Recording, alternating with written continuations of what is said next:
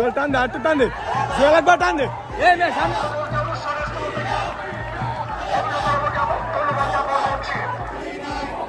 ছোটন ভাই মাস্টার ভাই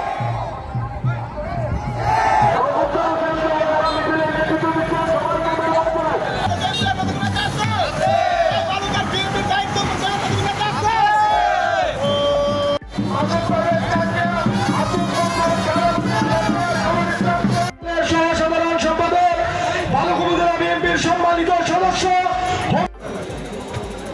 সেই লক্ষ্যে আমরা আল্লাহ চৌধুরী ইসলাম শহীদ সাহেব আজকের এই অনুষ্ঠানে উপস্থিত আছেন।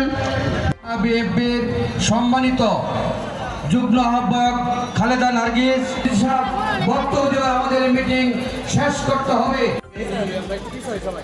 আজকের এই সমাবেশে সম্মানিত সভাপতি, রাস্তাঘাটের মন্ত্রণালয় এবং বিভিন্ন প্রশাসনে গিয়ে যদি দেশ পরিচালনায় বিএনপি ক্ষমতায় আসে তাহলে আমাদের মহিলা বা মা বোনদের জন্য একটি ফ্যামিলি কার্ড দেবেন, যেই ফ্যামিলি কার্ডের মধ্য দিয়ে সরকারি যে সুযোগ সুবিধা আছে পরিবারের সেই মা বোনদেরকে দেওয়া হবে।